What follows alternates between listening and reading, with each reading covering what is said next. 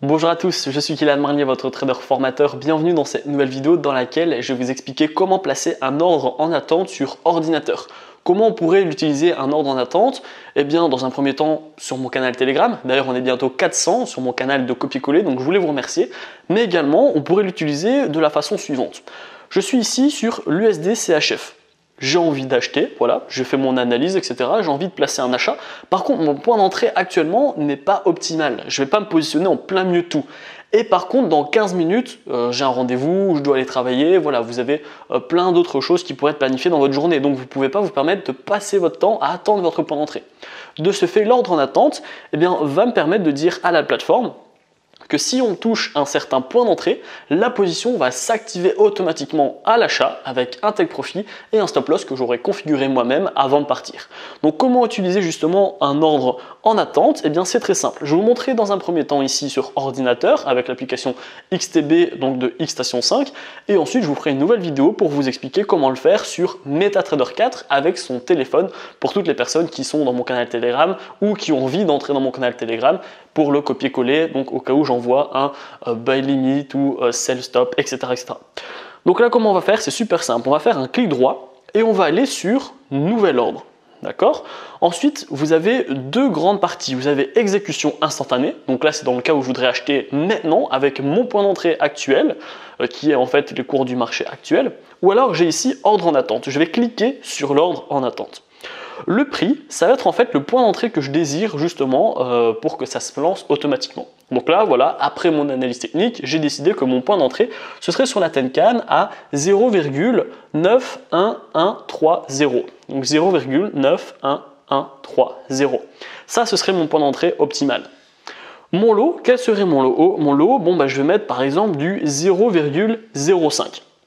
Je vais bien évidemment mettre mes take profit et mes stop loss respectifs. Donc là, mes take profit avec limite. Donc là, mon take profit, c'est 0,92216. Ça, c'est mon take profit. C'est ce que j'ai décidé de mettre. Alors que mon stop loss, je l'ai décidé de le mettre à 0,90688. Et j'ai décidé d'acheter. Voilà, ça c'est très important. Vous devez soit mettre donc que ça va être une vente, soit mettre que c'est un achat. Maintenant, si vous avez mis, par exemple moi ici, j'avais laissé la vente, il va me dire qu'il y a un message d'erreur. Je ne peux pas vendre alors que mon take profit, il est à la hausse et que mon stop loss, il est à la baisse. Donc là, je coche bien achat. Je vérifie bien mon stop loss, mon take profit. Ensuite, en pips, je vais vérifier. Là, je vois que je peux gagner 108 pips en gain et par contre, je peux perdre maximum 44 pips. Donc là, on le voit d'ailleurs en USD, les gains et les pertes, on a un ratio de 2-1. Donc je me dis, c'est très bien. J'ai convenablement mon point d'entrée qui est OK, j'ai bien mis mon lot, j'ai bien mis mes take profit, j'ai bien mis mon stop loss. Je vais donc appuyer sur achat limite. Voilà, et là ici, mon achat limite, c'est exécuté. Donc je le vois pourquoi? Parce qu'on le voit en fait sur la ligne orange qui s'est mise. Donc ça veut dire que la position n'est pas en cours. D'ailleurs, je vais ici vous montrer. Je vais aller donc sur horizontal. On voit que j'ai aucune position qui est en cours parce que les prix n'ont pas encore touché. Par contre, si je vais en ordre en attente, là j'ai mon ordre en achat qui attend avec le 0,05, mon point d'entrée, mon take profit et mon stop loss et les cours du marché actuel. Donc là, c'est bien la preuve que ma position, elle est en attente et elle n'attend plus qu'une chose, c'est d'être activée. Alors, si les prix montent jusqu'au take profit sans toucher mon point d'entrée, malheureusement, ma position ne va pas s'activer. Donc même si on touche mon take profit sans passer par mon point d'entrée, ça ne va pas s'activer. Par contre, si on touche ce prix-là et après qu'on remonte et qu'on touche mon take profit, que mon téléphone soit allumé, qu'il soit éteint, que je sois connecté à Internet, peu importe en fait, que mon PC soit éteint ou allumé, ma position, elle va s'activer et se désactiver quand on touchera mon take profit ou mon stop loss. Donc voilà comment on fait pour mettre justement une position d'achat ou de vente. Je vais vous le réexpliquer en fait ici en cas de vente. Donc là, je vous ai montré en cas d'achat. Je vais vous montrer ici en cas d'une vente. Voilà, j'ai envie de par exemple acheter ici. J'ai envie de vendre l'euro USD. Voilà, on va se dire ça. J'ai un take profit ici qui est assez intéressant. Par contre, je suis en plein milieu de tout. Je ne peux pas me positionner là. Je vais devoir faire appel du coup à une position en attente. Donc clic droit, nouvel ordre. Ordre en attente, je le fais un peu plus fluide pour que vous voyez un peu comment ça se passe. Donc là, mon point d'entrée après analyse est à 1,19700.